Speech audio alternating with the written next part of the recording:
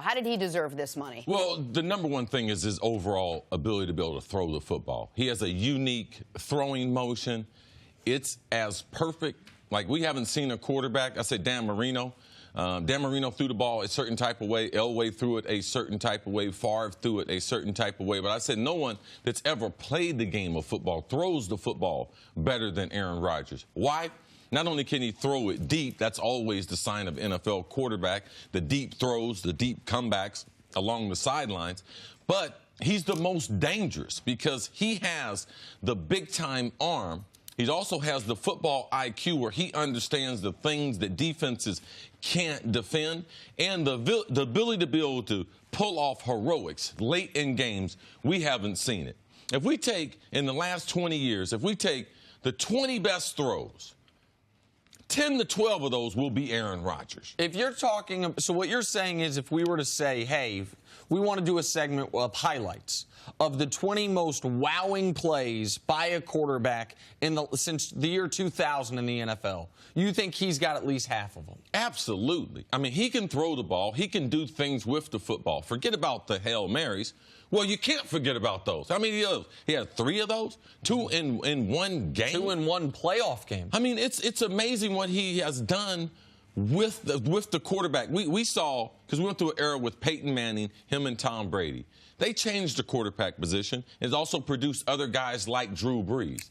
But none of those guys is Aaron Rodgers. And his overall athleticism, he can move anywhere in the pocket. He can throw what quarterback coaches call off-platform. That means where his feet are not planted stationary up under him. He's probably the best thrower off balance of any quarterback that I've seen. He is really, really special. I remember being there the first day that he was announced the starter when Brett Favre was going through, am I going to retire?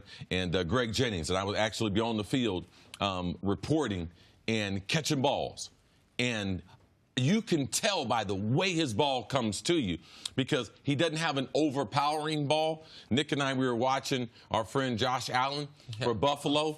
And people talk about he probably has the strongest arm in the NFL. Already. But that's the only pitch he's got. Yeah, that's all. He's a thrower of the football. Aaron Rodgers is a pitcher.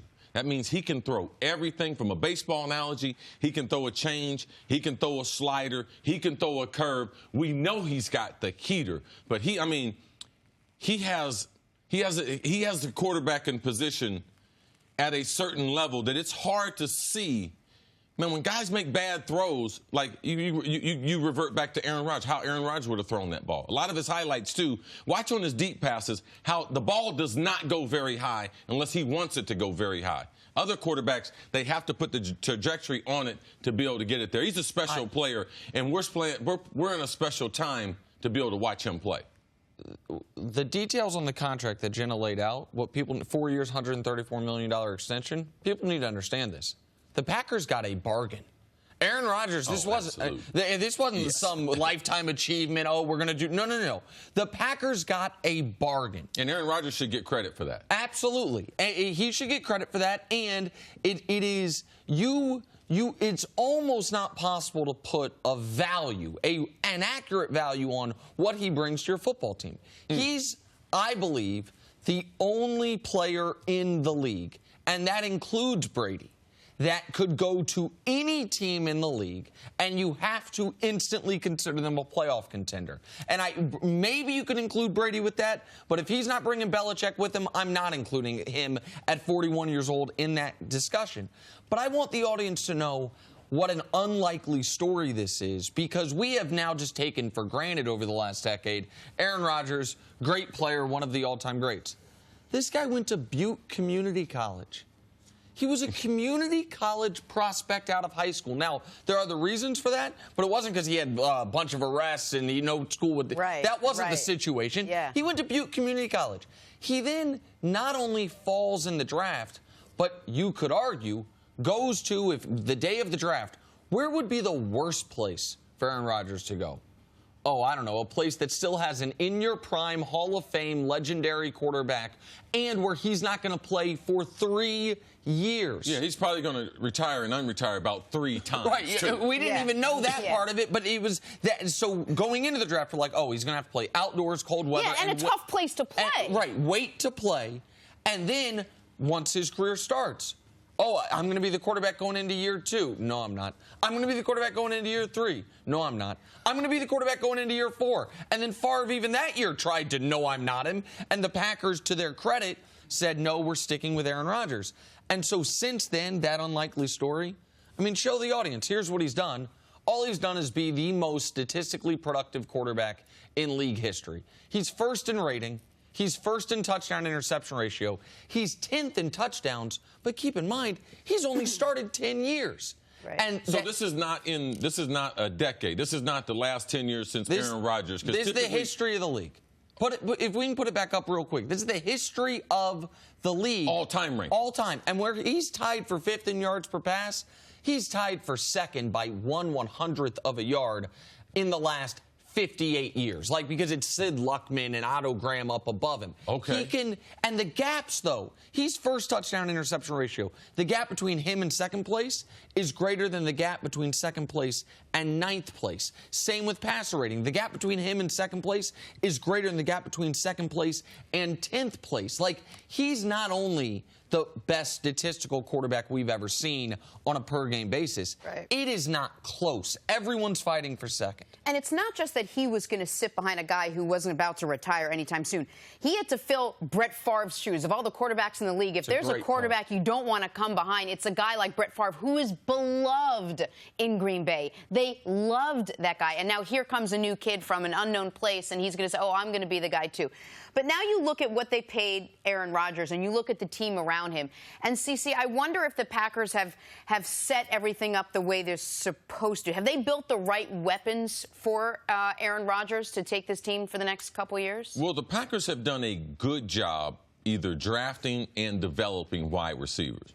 When Aaron took over, you're talking about guys like our friend Greg Jennings, but Greg was an understudy to another guy they developed in Donald Driver. Like all these guys, too, that I'm going to mention, at one point they were a legitimate number one receiver. So they've never really struggled with wide receivers in Green Bay. Brett Favre had good ones, and Aaron Rodgers had good ones by the organization. Donald Driver, into Greg Jennings, into Jordy Nelson, and then the development of Randall Cobb, Devontae Adams being drafted, all these. So they have weapons around them, have some good tight ends that he's played with. But injuries have really hurt him, the lack of a running game. But the criminal part of what they've done with Aaron Rodgers is, well, people say, well, what kind of wide receivers did he have? Because people say, well, Tom Brady doesn't have the type of weapons. But Tom Brady has a defense, and he got the genius that's calling everything. What they've done from a criminal standpoint is on the defense. It's the rest of the roster. It is. Well, I'm just going to concentrate on the defense. Okay, sure. All right? Go because ahead. on that defense, in 10 years, they were only a top 10 defense 2 times. One of those times, they won a Super Bowl. And, Nick, you the one that pointed out to me in our discussion that not only have they been bad in the regular season, this defense has been awful in the playoffs. When Aaron Rodgers was at his best, this defense was at its worst. So from a wide receiver standpoint, they've done a good job as an organization, been very, very organic. They've developed talent that they've picked out in the draft. From a defensive standpoint and lack of a running game, that part right there, they are going to regret when Aaron Rodgers is not their quarterback. They won the Super Bowl in 2010. And starting in 2011, here are the people they drafted with their first draft pick. Every year, that's first-round pick or the very top of the second round if they traded back. A tackle, Derek Sherrod. And then every single year since then, defense. And here are their first-round picks. Nick Perry, Dayton Jones, HaHa Clinton-Dix, Demarius Randall, Kenny Clark, Kevin King, and Jair Alexander this year. I say that to say this. That's not a list of bad players. But a decade of first-round picks on defensive players, and who's your star?